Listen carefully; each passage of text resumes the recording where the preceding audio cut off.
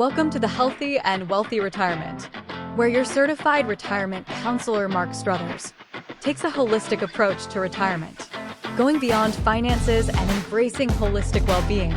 This YouTube channel will address not just the financial part of retirement, but also the social, the physical, and the emotional parts of retirement. Everything you need for healthier, a wealthier, and a happier retirement.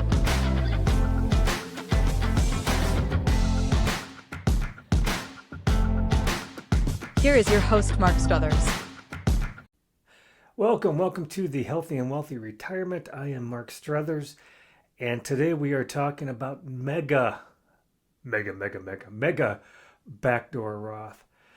And it sounds cool, and it is pretty cool, but just tossing the word mega, it reminds me of those monster truck rallies. The ground's already shaking. The mega Backdoor Roth, or super large Backdoor Roth, is not to be confused with a normal Backdoor Roth, and that's a separate podcast. This one is designed to operate most often within your work 401k.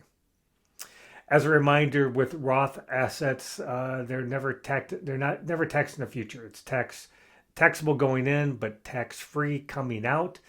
Earnings and contributions, assuming certain rules are met. One of the biggest things with a mega Backdoor Roth is you have to have a lot of free income.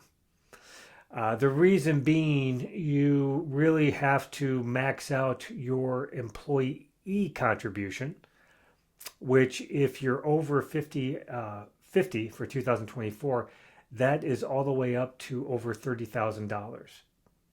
$23,000 if you are under 50. This YouTube podcast, now folks who are under 50 are going to find it useful, but this is mostly at folks who are in their 50s and 60s or even in retirement. So you have to have a lot of free cash flow. But for a lot of folks, if they can do it, it is pretty cool. And I will point out that I think one of the Secure Acts, this I think was on the chopping block. I think as they look to find more tax revenue with budgets and spending being the way they are, it was slated to be eliminated. But it was not. And, I would go with the flow for now. If you're on the fence, that might push you over to say at some point these might be made illegal. One way to think about these, the reason a mega works, is to think about kind of different buckets, that your 401k is like one big pie or has several different buckets in it, and maybe buckets is a better analogy. So you have your employee contributions, your employer contributions, and those can be Roth or traditional. The employer contributions have always been traditional. That is changing here at some point in the future. But you also have not just traditional and Roth, but you have what I call really NARAT, so non-Roth after tax, NRAT. It's like making a non-deductible IRA contributions. You don't get a tax deduction, but it's not in the Roth, and it goes into this third bucket, if you will. And so you have traditional, you have Roth, and then you have this third bucket, this third piece of the pie, where you can make larger contributions than most people realize. The reason being, the rule as far as the max contribution to the 401k is quite high. So over 50, it's $76,500, because you have the $7,500 catch-up provision. That catch-up provision you have for IRAs as well. Now, it's not the same amount, but and even HSA is a different age, but even with HSAs. So that is quite high, and then for someone under 50, it's $69,000.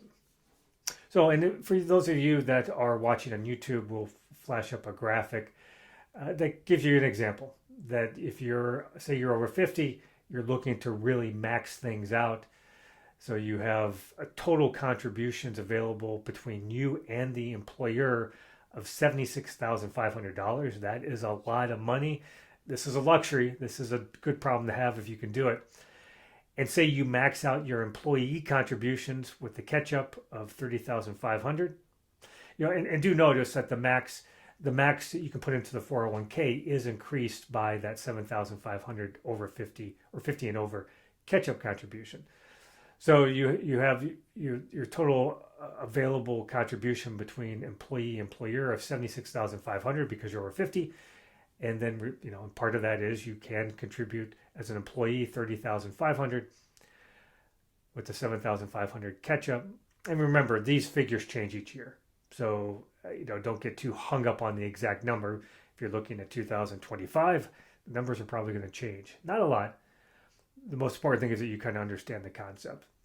And we're going to assume an employer match of, say, $3,000. So you take the 76,500, and even if you're listening to the podcast, you can probably kind of do this in your head. And then you subtract out what the employee and employer put in kind of a normal situation. So 33,500, and that leaves 43,000 of unused potential. Now the employer could certainly contribute more, and that number would be reduced. But that's where the mega backdoor Roth is. In our example, you could contribute if the plan allows. And I don't think I actually hit on that quite as hard as I should have. If the plan allows, a lot of plans don't allow the non-Roth after-tax contributions. They just don't do it. But there are some that do. So it's worth looking into. So the 43,000 then can be made by the employee, and what happens quite often is you are able to do a Roth conversion. Again, it's like a backdoor Roth. To make the contribution, you don't get the deduction. It's not Roths until you actually convert it, then you convert it. Some plans might even allow you to have it stay there. Now keep in mind that gets a little complicated because you have non-Roth after-tax dollars and you have earnings that are pre-tax, and that if you do convert it, that portion would be taxable. So one of the FYIs I have is hopefully you can automate it. Not all plans allow this, where you're going to have to actually manually go in there and do it. If there is any growth in the assets when they're in there, that's going to be taxable because that growth hasn't been taxed and they're not Roth dollars. Also, some plans do allow you to kind of designate different withholdings. So a lot of folks do this with like a bonus. If you're a well-paid manager, director, and you have a large bonus and you're living off of off your normal earnings, that's a chance where you might be able to do a backdoor Roth. Also, some plans do allow you to roll that 401k into a Roth IRA. Now, not all plans are going to allow this. I mean, and you could kind of understand why, because there's a lot of bookkeeping that goes on here. But some plans allow you to do it actually almost instantaneously, where you can put it in, convert it, then roll it out. So you're just kind of moving it around to different account types. That is pretty cool. That is mega. But just keep in mind, anytime you're moving funds from a 401k to an IRA of any kind, just be aware of the pros and cons. People like it because of more control. It's not tied to your employer, and you have much larger investment options. But you also lose out on things as some protection from lawsuits, creditor protections, and it's going to vary with each state. Sometimes the fees in 401ks are lower for the investments. Not always. Sometimes they're actually quite a bit higher. 401ks often have kind of stable value or guaranteed investment contracts. There's like a money market fund that has a minimum amount available to you. Those you can't get in an IRA. Another FYI, make sure to avoid any penalties. You gotta just make sure you know your plan's rule. If you violate one of your plan's rules, quite often they could punish you by not allowing you to contribute, which would mean you would also miss out on the match plus any tax deduction or anything like that. Lastly, another FYI, part of the Secure Act, and I wouldn't be surprised if this one got moved again, You see this a lot with FAFSA, and some of these rules, they get pushed down the line or changed or modified. That if higher earners that are over 50 and doing a catch-up, the catch-up has to be Roth dollars. So that's just a word of caution. Because quite often, if you folks who have enough income to do a mega backdoor Roth, they're quite often in higher earners, higher tax brackets.